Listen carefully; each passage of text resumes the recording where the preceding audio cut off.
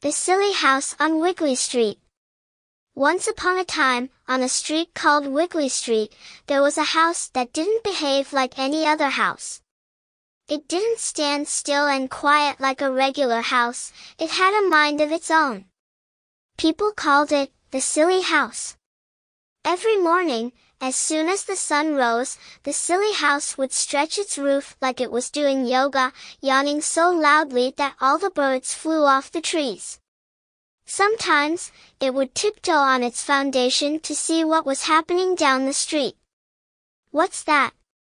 A dog walking a human again?" it would giggle. But that's not all. Every time it rained, instead of leaking like normal houses, the silly house would open up its windows wide, stick out its chimney, and slurp the raindrops. Refreshing, it would say, sounding like someone sipping a milkshake. Inside the house lived a very patient family. The Johnsons, Mom, Dad, little Timmy, and their dog Biscuit. They were used to the silly house's antics. In fact, they thought it was fun. Every time the walls wobbled, or the stairs twisted into a slide, they'd just go with it. One day, while Timmy was trying to eat his breakfast, the silly house decided it wanted to rearrange the kitchen. The fridge scooted over to the living room, the chairs stacked themselves on the table, and the toaster floated up to the ceiling. "Not again!" Timmy laughed, reaching for his toast as it hovered just out of reach. "Silly house, can you stop, please?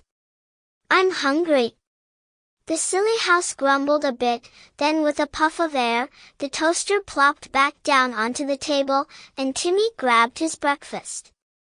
One weekend, the silly house came up with its wildest idea yet. It wanted to go on a trip. So, it lifted itself up on its foundation and began bouncing down Wiggly Street like a giant pogo stick. "Hold on," shouted Dad, as the whole family tumbled around inside like they were on a roller coaster. Biscuit, their dog, barked excitedly, thinking it was the best day ever. The neighbors were used to the Johnsons' bouncing house, so they just waved as it hopped by. "Off on an adventure again, are you?" called Mr. Parker from across the street, as if it was perfectly normal to see a house bouncing down the road. Eventually, the silly house got tired and plopped itself down in a meadow, where it decided to take a nap. The Johnsons, dizzy but laughing, stepped out and had a picnic in the grass. "We may live in the silliest house ever," said Mom, munching on a sandwich, "but we sure do have fun." The silly house snored softly in the background, its chimney puffing out little clouds like it was dreaming.